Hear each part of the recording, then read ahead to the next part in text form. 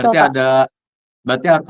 kalau yang seperti yang diminta dalam itu ada 2 titik dengan 3 kedalaman, berarti harus jadi 6 titik jadinya total gitu ya? Betul, betul. Atau gimana? Nanti kita 6 kali masukkan sensornya sesuai dengan kedalaman yang didesain. Jadi Nah, karena itu itu tadi. kalau Mbak Sundari, Mm-mm. kan tadi ada potensi ini terus ya, terjadi sesuatu lah ya di waktu instalasi VWP ini, misalkan stuck atau gimana, jadi tidak posisi VWP ini tidak sesuai as per desain. Ini berarti dari Geofos akan menyediakan VWP baru ya? Oh iya, tentu saja Pak. Jadi kalau kerusakan masih misalnya akibat kita ya masangnya gitu ya, ada mungkin pasti ada kendala nanti ketika pasangnya.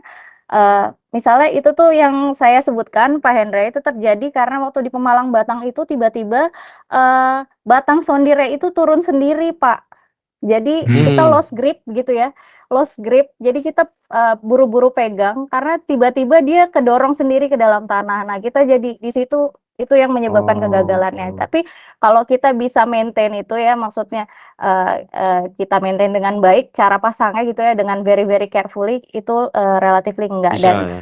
bisa. Iya, Dan kalau misalnya kurang pun doa mungkin itu operatornya kurang doa. iya Pak, saya sampai bingung kenapa bisa dia masuk sendiri ke dalam tanah. Mungkin di situ ada lapisan pasir loose dan lain sebagainya. Saya juga nggak tahu ya.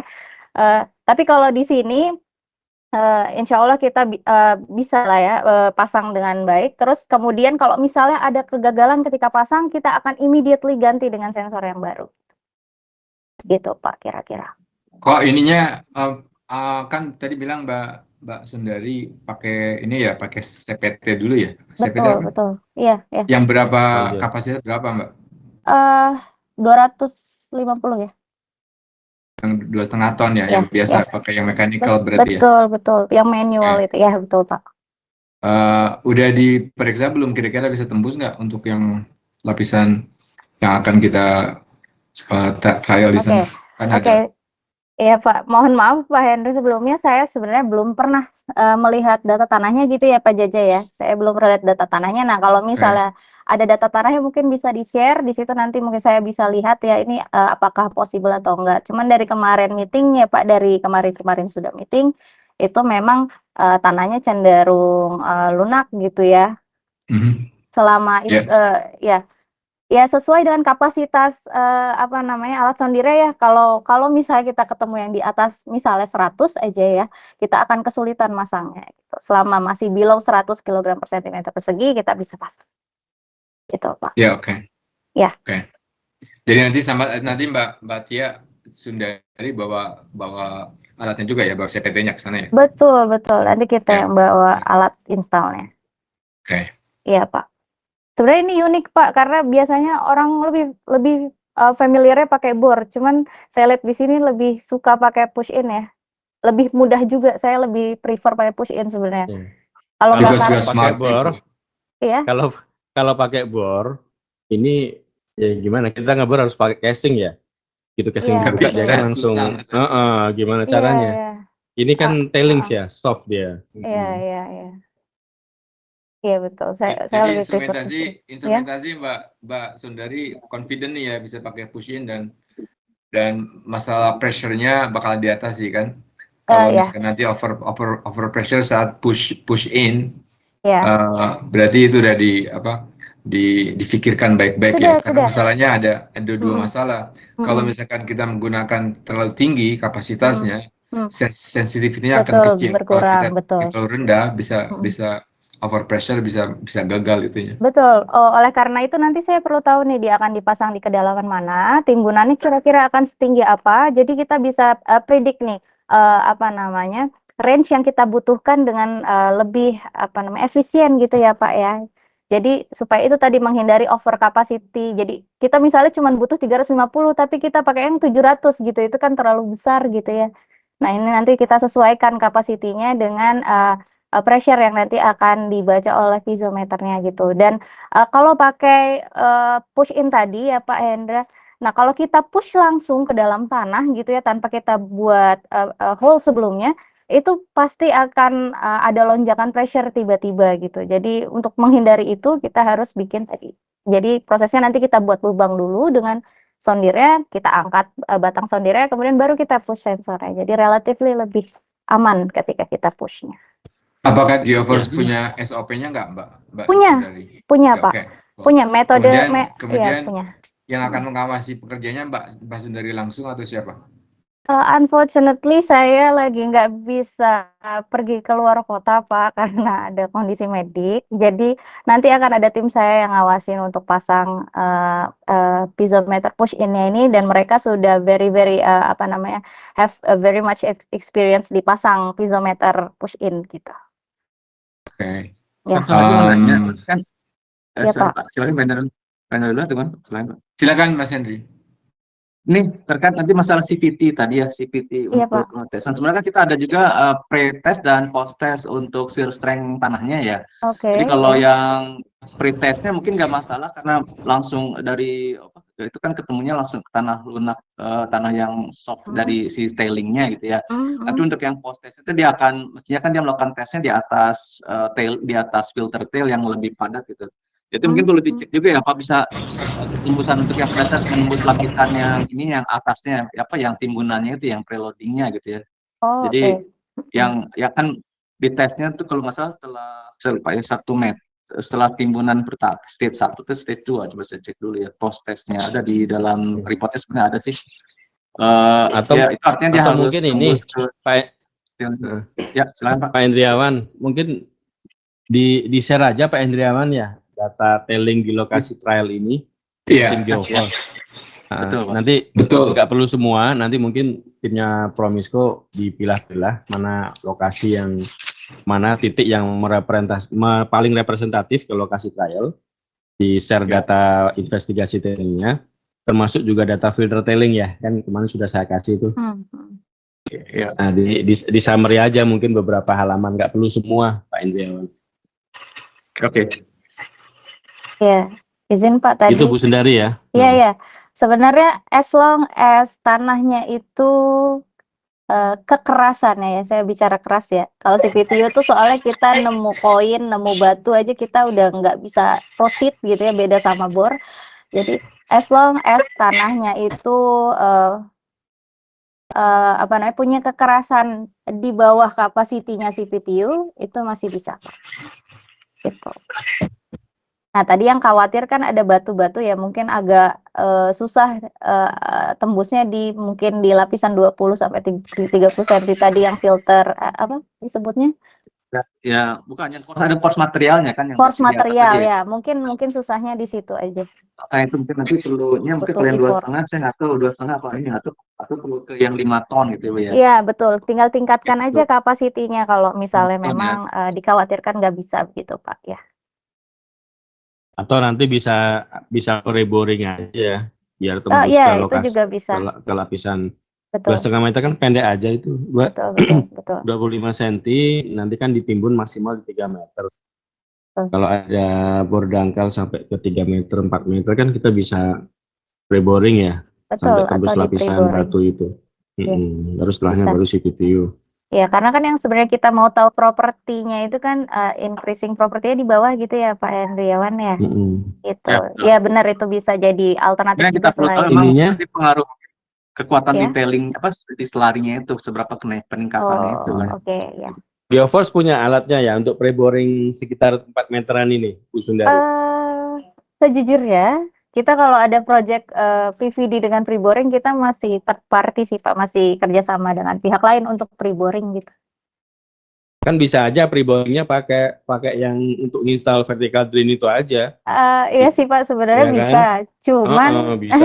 cuman alatnya itu sebenarnya udah custom, jadi lengannya itu sudah sudah dimodifikasi supaya dia cuma bisa pasangan. Sebenarnya kalau kita pakai eksa biasa bisa kita tinggal rubah kan jadi untuk pre-boring gitu ya. Cuman ini ekskavatornya yang PC1000 yang kita bicarakan tadi itu nggak tahu, mungkin saya harus bicara dengan mekaniknya ya, apakah dia bisa juga dipakai untuk pre-boring. Bisa. Yang penting kan ada lubang aja buat si konusnya masuk toh, si CVT-nya bisa masuk sampai ke lapisan wet tailings-nya.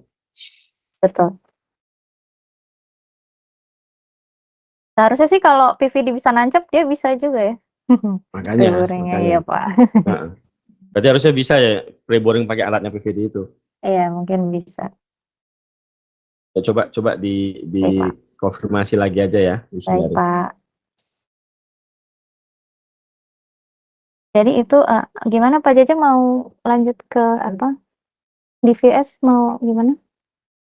Portfolio ini Pak Jaja mau nerangin sebentar. Ya, mungkin lanjut aja Bu Sundari yang lebih tahu detailnya tentang pekerjaan-pekerjaan PVD. Ini mohon maaf Pak, portfolionya belum kita update masih tahun 2019. Sebenarnya during 2019 sampai 2024 itu kita ada banyak project juga. Ini belum kami update. Geoforce itu kapan ya di establishnya ya Mbak Dari? Jadi saya jawab ya, Pak, kalau untuk Geoforce sendiri kami berdiri di tahun 2006 sih Pak. Kalau yang untuk pengalaman mengerjakan ini gimana, PVD. PHD? Oke, pertama kali kerjaan PVD kami di tahun 2015 Pak, pada Samarinda Baru. Jadi kami awalnya justru malah kami punya pabrik PVD-nya dulu Pak. Jadi kami sebelum masuk ke PVD itu kami malah memproduksi PVD-nya terlebih dahulu. Setelah itu baru kami terjun di bidang pemasangannya, seperti itu. Geoforce-nya Mas Dandung ya? Iya betul Pak. Betul Pak. Betul. 2000 berapa? Belum, 15. ownernya Pabriknya di mana? Pabriknya di Semarang Pak. Semarang ya? Ya. Tapi untuk yang jumlah yang ini harus ngambil dari Korea ya? Tadi bilang Mas Jaja. Untuk yang PHD-nya Pak, kebetulan kalau PHD itu kan dia ada requirement lebarnya ya, yang 20 sampai 30 cm ya. Kebetulan alat kita yang di Semarang itu memang tidak didesain untuk memproduksi PHD. Jadi memang itu harus alat khusus lain ya yang harus didatangkan. Jadi saat ini kami hanya bisa memproduksi yang PPD-nya Pak, seperti itu. Sebenarnya tinggal kapasitasnya aja, walaupun sekarang ukurannya nggak sama, kapasitas flow capacity-nya sebenarnya yang penting. Betul Pak. Sama izin tanya Pak, sebenarnya biasanya tuh kalau bicara dengan PHD kan beda dengan PVD ya. Dia PHD itu kan kadang kita butuh compressive strength gitu ya.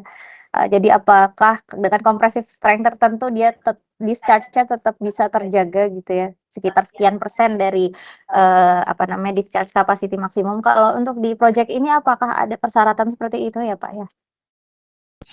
Artinya kan dalam PHD itu ada itunya Mbak, ada kurva ya antara pengurangan permeabilitas atau flow capacity dengan pressure.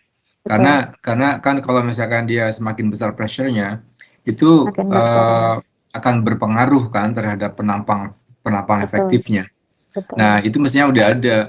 Dan di sini kita ada memberikan minimum flow charge capacity berapa, mungkin dari spek ada. Itu yang perlu dipenuhi, terutama in the long run, Mbak Bandari. Jadi kalau misalkan yang awal-awal kan pressure-nya kecil, no problem, piece of cake.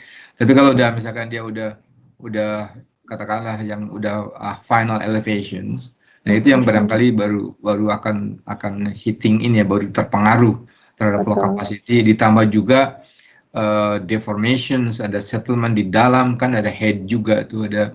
Kalau di tengah kan berarti dia kan akan menyesak lebih besar daripada yang di pinggir. Berarti kan ada beda head juga antara air, antara permukaan atau elevasi PHD di tengah-tengah dengan elevasi PHD di toe-nya. Nah, itu juga akan ada naik, berarti kan. Itu juga berpengaruh terhadap flow capacity. Yang itu yang harus diperhatikan Mbak Diandra, Mbak Sundari, sorry. Oke. Baik Pak, berarti kita cukup tinggal comply dengan di situ ada biasanya kan 250 kPa atau 150 kPa kondisi buckled atau apa gitu. Kita tinggal comply dengan speknya aja ya. Oke. Baik Pak. Ya. Punten ini udah tinggal 10 menit lagi. Baik. Mungkin ini mau presentasi yang double vacuum ini ya? Boleh Pak. 10 menit aja, cepat aja ya Pak ya. Jadi Geoforce Indonesia juga beberapa waktu yang lalu kami kerjasama dengan pihak Korea untuk mengembangkan sistem double vacuum system. Sebenarnya ini sudah banyak diaplikasikan di sana gitu ya, tapi belum umum diaplikasikan di Indonesia karena di Indonesia masih menggunakan yang sistem membrane. Jadi kalau sistem double vacuum system ini kita membraneless, jadi kita tidak butuh membrane. Jadi kalau PVD di vakum itu kan harus ada sealnya. Nah, sealnya ini kita peroleh dari kedalaman kita memancang si PVD-nya. Ini ada konektornya. Konektornya itu harus dipasang dengan kedalaman tertentu sehingga dia memperoleh seal sendiri akibat dia tertanam di dalam lapisan tanah lunak yang memiliki permeabilitas yang sangat rendah seperti itu. Jadi kalau dilihat dari skema ini kira-kira Oke, nggak usah dipindah Pak. Saya satu slide ini aja nggak apa-apa. Jadi kalau lihat dari skema ini kira-kira kita harus pasang PVD-nya beserta konektornya. Kalau di sini saya bisa annotate nggak ya Pak? Sebentar. Bisa. Pakai yang ini Mbak. Nah. Atau saya yang share screen juga. As control ya di more. Di sini ada tulisan take control atau as control gitu. Atau saya aja yang share screen boleh Pak? Oh boleh. Sudah di kantor ya? Sudah. Oke, silakan. Oke.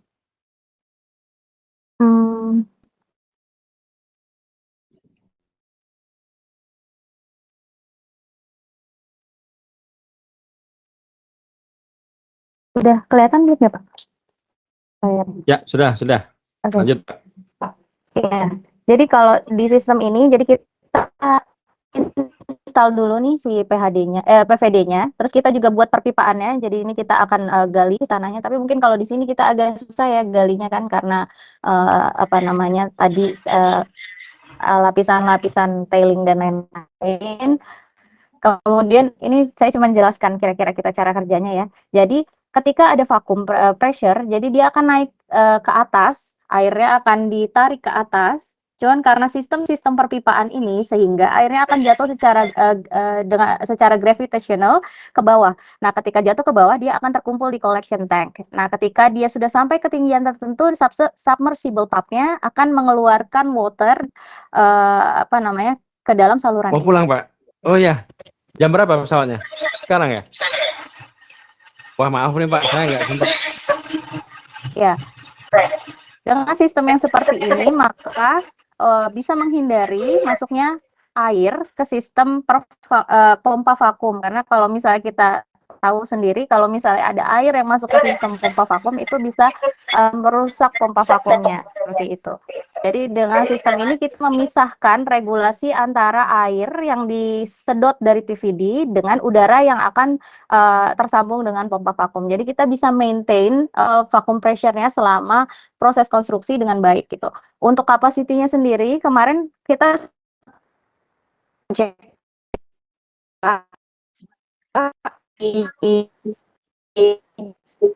Kendal di dekat minus 90 kPa gitu.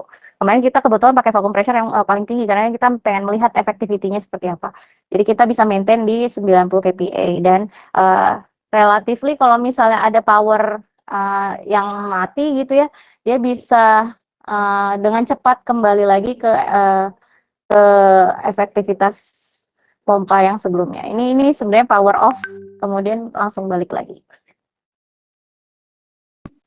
Begitu kira-kira. Kira ada yang mau ditanyakan, Pak?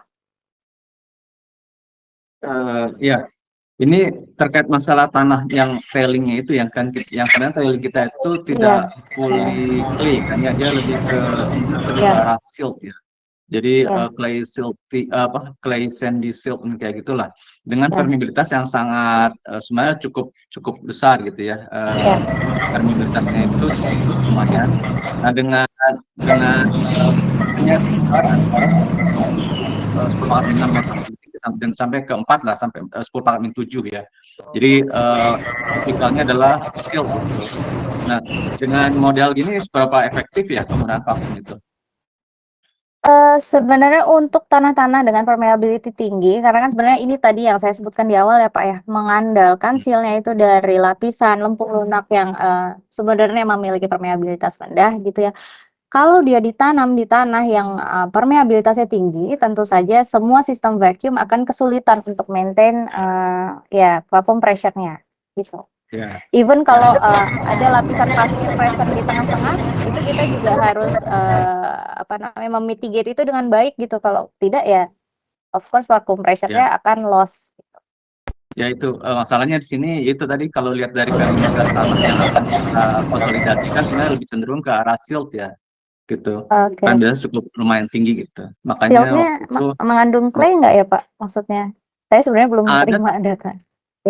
Iya ya, maka akan mungkin setelah kita share bisa lebih dapat gambaran ya seperti apa gitu. Dari properti tailing. Jadi properti yang kita akan konsolidasikan ada yang selarinya ya, yang wet tailnya itu. Gitu. Tapi wet tailnya pun sebenarnya dari sisi permeabilitas lumayan tinggi gitu. Jadi cenderung ke arah silt gitu. Sebenarnya kalau misalnya kita aplikasikan sistem ini ya, kalau misalnya nanti dari data tanah ternyata saya dan tim setelah review gitu ya, oh probably bisa gitu. Ini sebenarnya kita solving problem yang tadi Bapak apa namanya Bapak worry ya. Jadi kita akan terus menerus, ya ini kita akan terus menerus apa namanya menyedot airnya. Jadi mungkin yang kalah di sini akan adalah submersible pumpnya ini. Gitu. Yang kita harus mungkin ganti beberapa saat kita ganti gitu. Kita harus maintainnya submersible pump, tinggal maintain submersible pump ya. Ya. Coba lihat ininya, foto implementasinya Mbak. Foto double vacuum ini. Sebenarnya ada ini sih Pak videonya. Ada ya? Ada sih ya. Ini pas sudah dipasang ini collection tank yang di tengah tadi. Ini kita sambung ke bedeng sini. Ini ada vacuum pumpnya di sini. Kalau dari cost-nya gimana Mbak? Cost-nya kita perlu bandingkan juga dibandingkan dengan yang biasa. Dengan yang lebih membran mahal, gitu, lebih murah gitu. Atau kalau lebih murah nggak mungkin ya, lebih mahal atau sama? Iya. Karena kita punya aksesoris pipa dan lain-lain yang lebih banyak gitu ya. Tapi jadi ada grafiknya gitu. Jadi pada meter persegi tertentu kita bisa lebih murah dibandingkan membran. Seharusnya, karena kan nggak butuh membran Mas Azwar. Iya. Pada meter persegi tertentu. Kan luas itu. Kalau misalkan kita 1 hektar, 2 hektar kan tinggal kaliin aja. Kalau dengan metode ini berarti implikasinya adalah tinggal kuat-kuatan antara air yang masuk sama air yang dipompa kan. Jadi mungkin ada pompa yang tadi submersible-nya mungkin ada double lah, mungkin powernya sama listrik barangkali. Iya. Sama jadi mungkin ini memang lebih murah menurut saya sih. Sama ini Pak Endra ini lebih bisa memaintain durability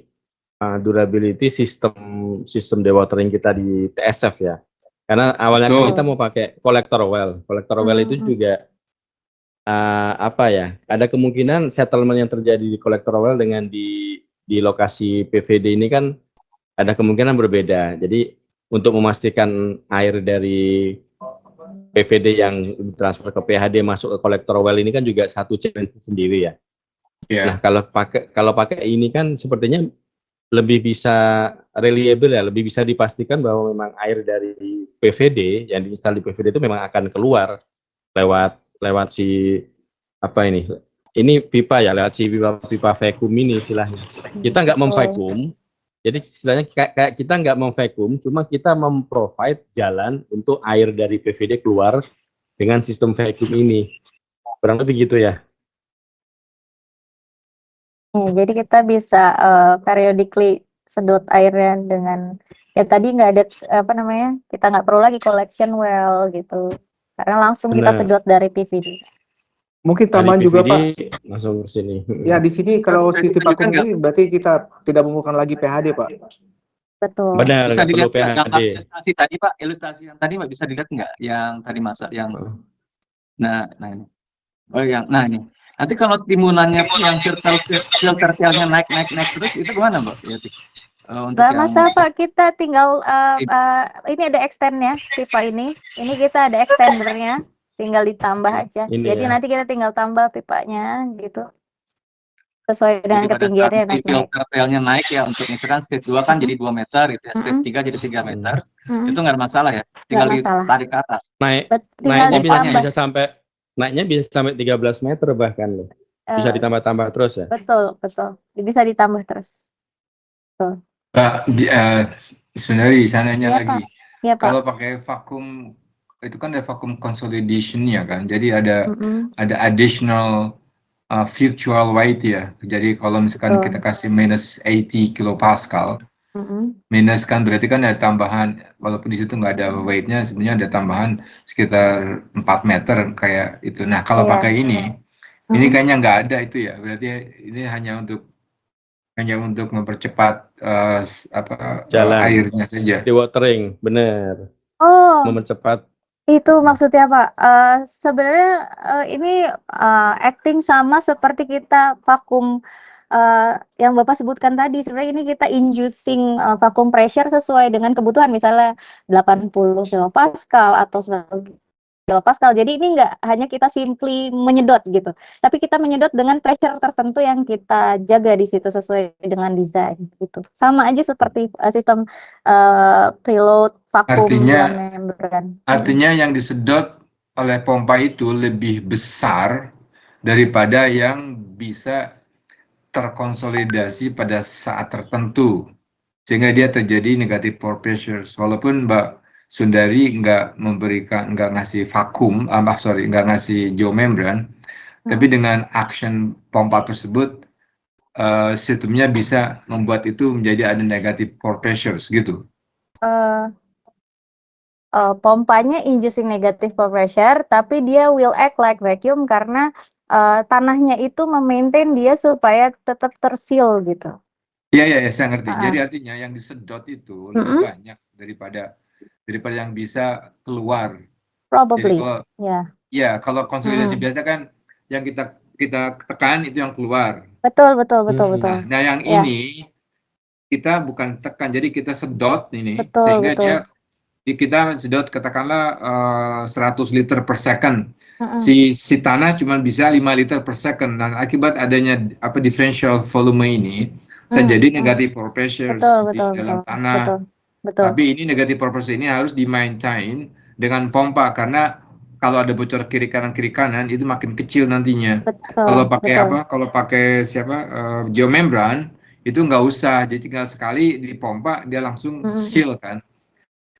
Saya ngerti maksudnya. Sekarang pertanyaan berikutnya ada gini, ada nggak case history yang bisa mendemonstrasikan bahwa ini jalan efektif sama dengan vacuum consolidations? Ada nggak perbandingan antara apple to apple, antara hasil konsolidasi dengan ada geomembran yang vacuum consolidation-nya yang konvensionalnya dengan yang metode baru ini? Ada nggak perbandingannya?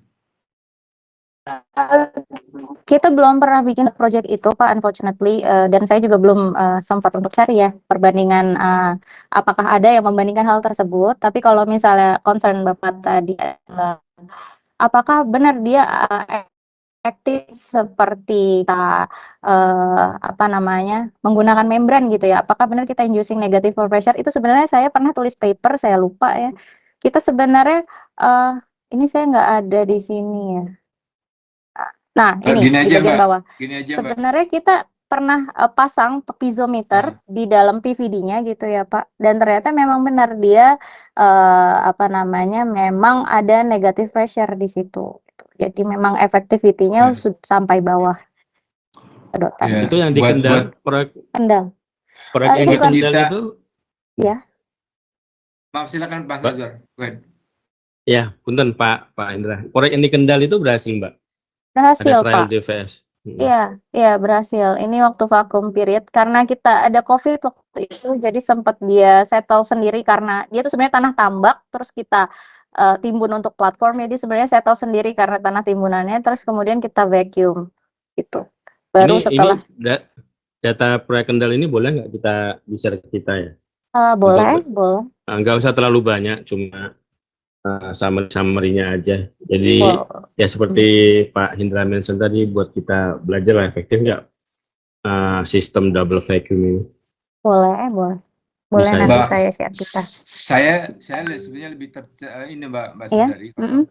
Ini kan di Korea ya, orang Korea kan rajin, mestinya mereka juga udah punya cases yang Betul. mendemonstrasikan bahwa kalau ada klaim-klaim kayak gini kan mereka mestinya punya database ya buat klaim ini. Coba kontak sama Donggah Geological Engineering ini, kalau ada memang kontaknya, minta cases yang membandingkan antara vacuum consolidation yang konvensional dengan double ini. Kita bukannya kepercaya Mbak ya, ini kan hal yang baru ya, yang barangkali di Indonesia lah maksudnya, I don't know anywhere else, yang bisa kalau memang ini memang betul-betul meritnya bagus ya, nggak cuma klaim, ini bisa digunakan untuk kasus-kasus lain gitu loh. Betul. Nanti coba saya carikan paper yang menunjang ya Pak. Sebenarnya ini bukan sistem yang lama, jadi kalau belajar ini sebenarnya sudah di riset juga oleh udah banyak Pak yang riset CA saya lupa tahun 2006 probably dia sudah meriset ini. Cuma nanti yang Bapak tadi tanyakan coba saya cari tahu dulu jawabannya ya Pak ya. Apakah ada yang pernah membandingkan membrane dan membraneless? Ya. Baik. Udah injury time ngomong-ngomong ini, Pak Hendra. Sundari. Nggak apa-apa. Tapi gimana? Kita mau ngikutin 1 jam untuk menentukan decision making ini atau gimana, Mas Azwar?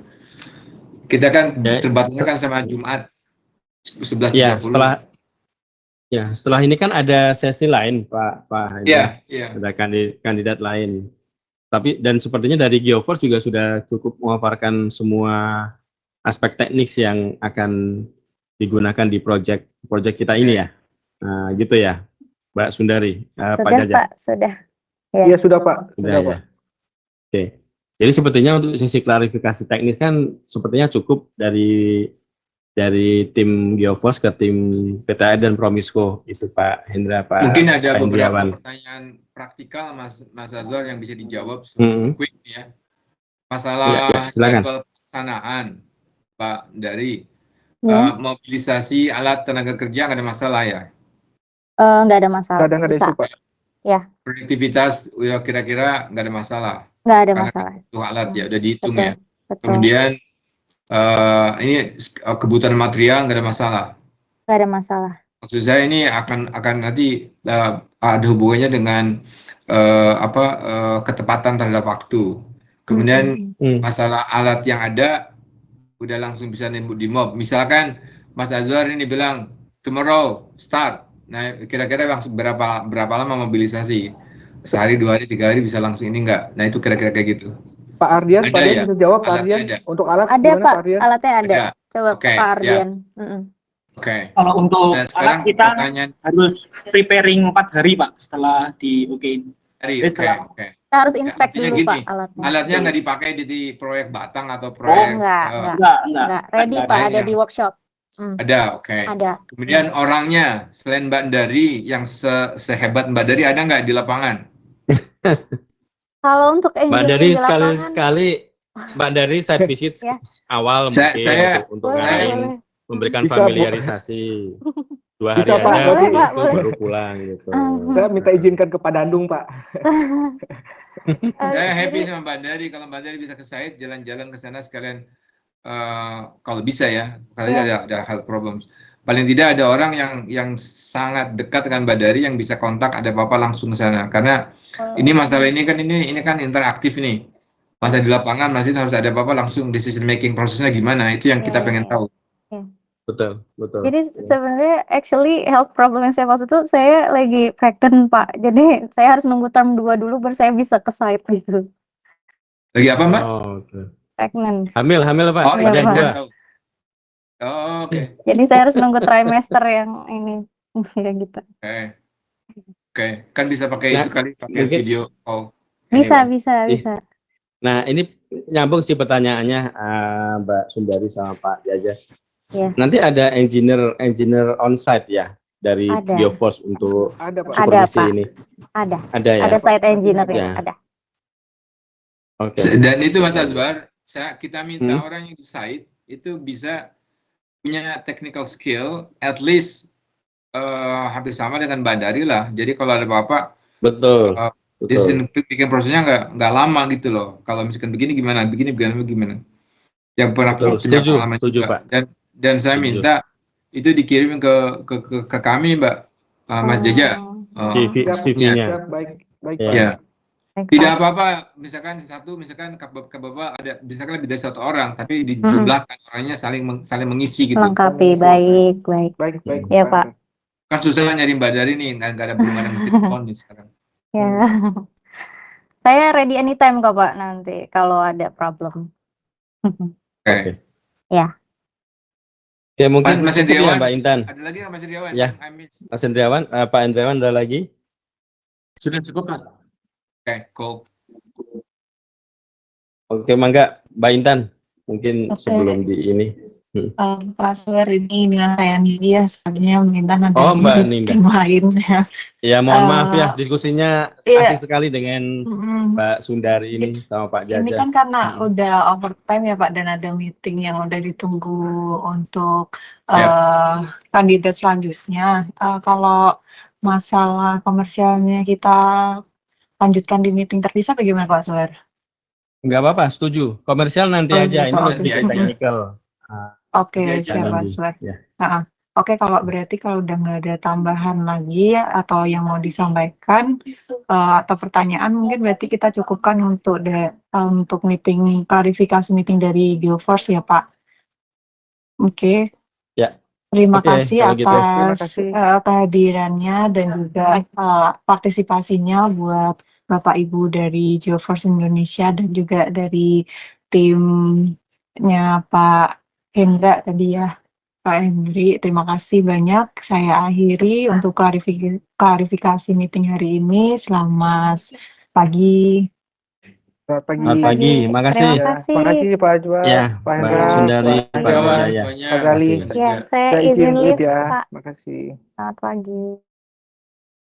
Terima kasih.